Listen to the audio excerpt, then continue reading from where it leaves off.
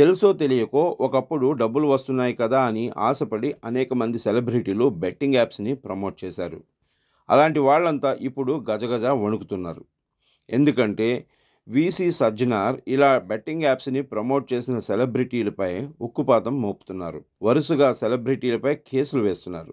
ఇప్పటి వరకు Vishnupriya, tasty Teja, Harsha Sai, Sunny Yadav, Kiran Goud, anchor Shyamala, Pareshan boys Imran, Ritu Chaudhary, Supritha ఇలా ఎంతోమంది ప్రముఖ సెలబ్రిటీలపై కేసులు నమోదయ్యాయి. హర్ష సాయి, రీతు చౌదరి, సుప్రీత వంటి వారు భవిష్యత్తులో ఇలాంటి బెట్టింగ్ యాప్స్ ప్రమోట్ చేయబోమని, పోలీసులకు పూర్తిగా సహకరిస్తామని, ఈ బెట్టింగ్ యాప్స్ని అరికట్టేందుకు తమ వంతు సాయం చేస్తామని ఒక వీడియోను కూడా విడుదల చేశారు. మిగిలిన సెలబ్రిటీస్ కూడా అలాంటి వీడియోస్ని అప్లోడ్ చేసే అవకాశాలున్నాయి. అయితే కేసు నమోదు కాబడిన సెలబ్రిటీస్లో ఇప్పుడు పెద్ద చర్చనీయాంశంగా మారిన celebrity anchor Shyamala.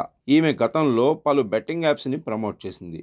YCP party అధికార ప్రతినిధిగా ఉంటూ గతంలో ఇలాంటి పనులు చేసి నువ్వు కూడా పవన్ కళ్యాణ్, చంద్రబాబు లాంటి వారిపై కమెంట్స్ చేస్తావా అంటూ సోషల్ మీడియాలో గత 2 రోజుల నుంచి ఆమెను ఏకిపారేస్తున్నారు నెటిజన్స్. తనపై సోషల్ మీడియా, ఎలక్ట్రానిక్ మీడియా ఈ రేంజ్లో ప్రచారం చేస్తున్నప్పటికీ యాంకర్ శ్యామల నుండి ఎలాంటి రెస్పాన్స్ రావటం లేదు. సెలబ్రిటీస్ అందరూ వీడియోలు అలా చేసి అప్లోడ్ చేయడానికి ప్రధాన కారణం అరెస్ట్ నుండి తప్పించుకోవచ్చు అనే ఉద్దేశం కావచ్చు.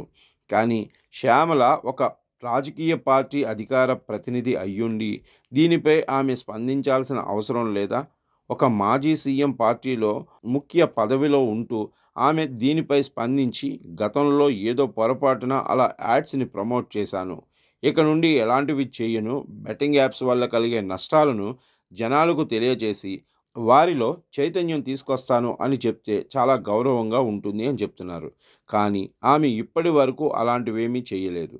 బాధ్యత లేని సెలబ్రిటీలు సినీ పరిశ్రమలో ఉండటమే ప్రమాదం అనుకుంటే ఈమె ఏకంగా రాజకీయ పార్టీలో ఉంది. దయచేసి పోలీసులు ఆమెపై కఠిన చర్యలు తీసుకుని అరెస్ట్ చేయాలంటూ డిమాండ్ చేస్తున్నారు. మరి పోలీసులు ఆ దిశగా అడుగులు వేస్తున్నారా లేదా అనేది తెలియాల్సి ఉంది. ఈలోపు అయినా ఆమె ప్రెస్ మీట్ని ఏర్పాటు చేసి సమస్యని పరిష్కరించుకుంటుందా లేదా అనేది వేచి చూడాలి.